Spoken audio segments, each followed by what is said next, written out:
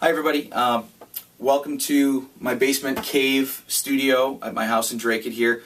I wanted to do a little bit of a review video for you and get into some of the concepts just to quickly review what we talked about in class last Tuesday. And for those of you who couldn't make it, hopefully it'll be a brief but effective introduction to what we're going to be doing next Tuesday. Holding the djembe. I'm going to try to move quickly so that we don't have a particularly long video here as I'm trying to recap an hour lesson. But you want to make sure that the drum sits with an open end on the floor, because the drum is in fact hollow, and we want it to resonate. If you hold it flat on the floor, there's no sound that resonates, and even in this carpeted room, you can hear that there's no kind of sustain. Whereas if I tilt the drum, you hear a lot of resonance and a lot of sound. Djembe is a very, very live drum sonically, so you want to take advantage of all the possibilities that it has to offer. When you play, holding the drum on its front tip, so that it slants away from you. So that if you were to put something on it, I have a drumstick here, okay, the drumstick would roll away from you and onto the floor. And that is so that everything sits ergonomically with your hands, and it's a natural playing motion. Okay, we did 3 strokes, which are the 3 primary strokes of the drum. We have the bass tone,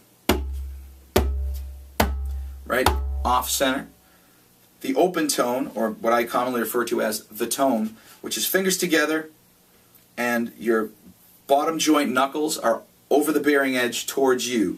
And you can just play it with a nice light tap.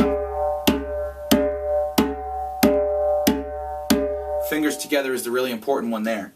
And then the slap stroke, which is the accent or the bite of the drum when you really want to bring out a note. And that is bringing your hand in so that these bottom knuckle joints are past what we call the bearing edge of the drum, literally where the drum bears the tension of the drum head.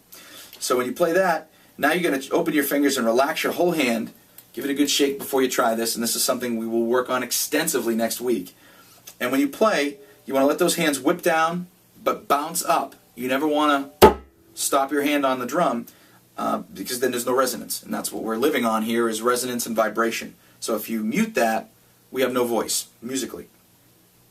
And by letting your hand bounce up, it becomes a very effortless stroke. If you play down on the drum, you're playing with a lot of velocity and it hurts your hands. One of the things that I discussed was the molar drumstick technique, which was using rebound. So you're actually hitting the drum but working on pulling the stick away in traditional drum set or European drumming. What we do here is, the best we can do is to pull our hand back up, and believe it or not, sonically that draws the vibrations out of the drum and gives you a little bit louder tone. Now with 10 people or however many people we have playing, we don't really need to worry about volume. But if you're playing the drum by yourself in a situation where maybe you're part of a small ensemble, or if you're playing with an acoustic guitar player doing something as a little duo, you want the drum to speak. You want to really be heard. In a large group like ours, or even 20-something people like my students are situated in my classes, you can really afford to lay back and play gently. And I would encourage you all to do that anyway, because you're going to hurt your hands if you wind up catching this rim with these bottom joints. And I talked about that in class for those of you that weren't there. When you look at your bottom joints, and you can feel them right now as I'm talking to you in the video, there's no meat there to speak of. So if you hit this area on the drum or the side of your thumb knuckle, it's going to kill you. It's going to bruise, and it's really uncomfortable, so you don't want to do that. So to talk about our exercises that I hope you're all practicing in some capacity, whether it be on a tabletop or Jackie Surprise has a great app on her iPad called Djembe, which is literally a djembe drum. It gives you different sounds when you play. Please talk to her. I'm going to ask her to show it off at the next class anyway. But we did our Gundun Godo Pata exercise, and the syllables correlate to the tone of the drum, Gundun, and the positions. Go, do are tones, Pata are your slaps. And having listened to an earlier recording I did in here, on my first take of the video, which was awful, the drum doesn't speak as well as it really should, because I have so much carpeting down here to deaden the sound for my own recording purposes. Hopefully this is going to be easy to hear when you put this on the big screen. So this exercise was just to play 2 basses, 2 tones, and 2 slaps. So gun, dun, go, do, pa, ta, rest. So I'm going to play that a few times, and hopefully you'll be able to hear me verbalizing the syllables. So it's 1, 2, slowly. Try and play along if you can. Gun, dun, go, do, pa, ta, rest. Nice and easy. Gun, dun, go, do, pa, rest.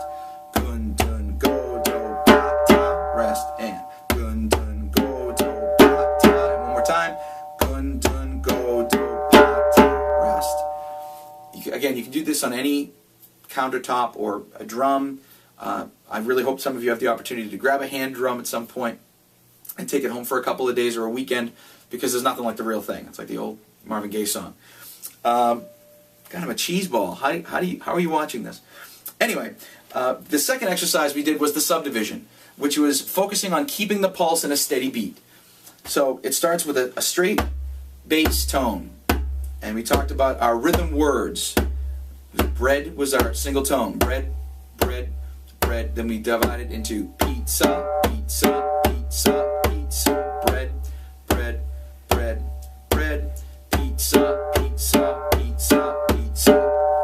Now to take that a step further, we can divide the beat into 3 equal parts. And this becomes challenging, and some of us kind of struggled with this, understandably so, is that the bass tone now alternates from hand to hand. Because when we get into 3 notes, which we call the pineapple, we're playing pineapple, pineapple, pineapple, bass tone, tone, bass tone, tone, bass tone, tone, bass tone, tone.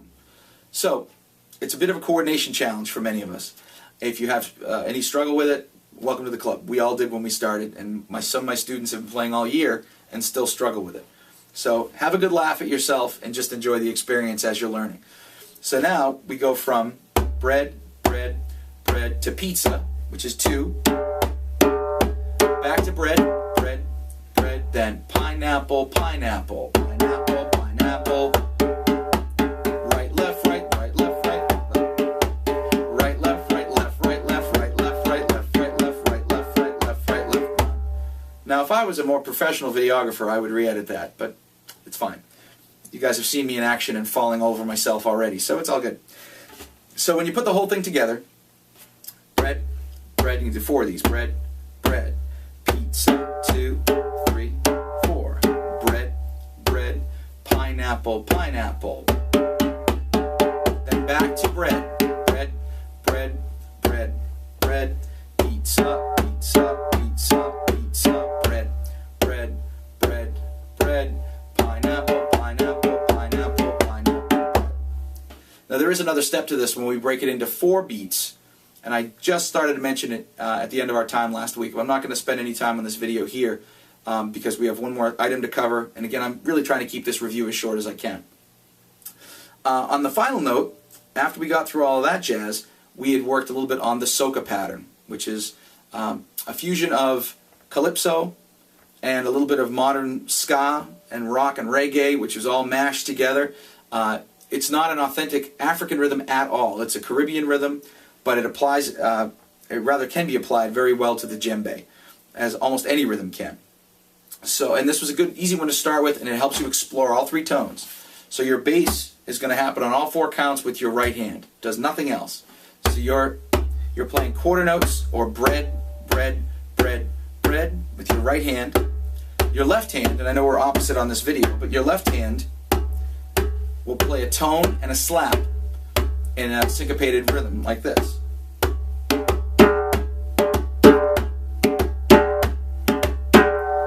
And as I pointed out, you know, those of you that have kids, it's that Bob the Builder rhythm. Bob the Builder, Bob the Builder, Bob the Builder. If you don't have kids, just wait and you'll see what I mean. But I think we're all in the same boat. So just to play that soca one more time. 1, 2, 3. I'll do it fast first.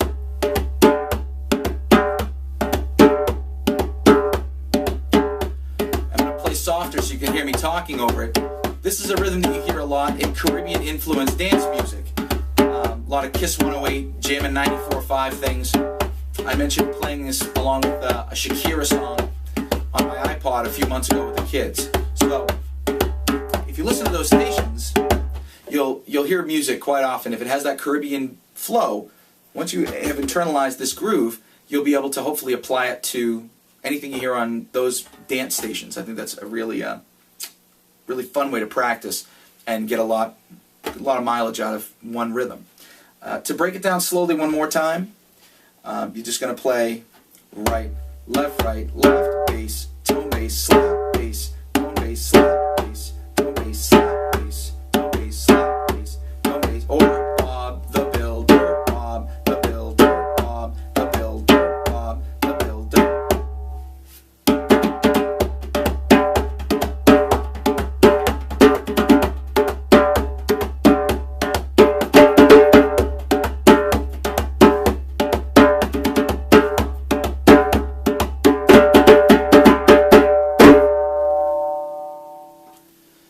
Good luck with your practicing. Have some fun with this week. Email me on the school email if you want to pick up a drum. There are certain days we can do that. And if you're going to look for a way to recover from St. Patrick's Day on Sunday, this might not be the way to go. But I'll see you guys on Tuesday, and thanks for watching.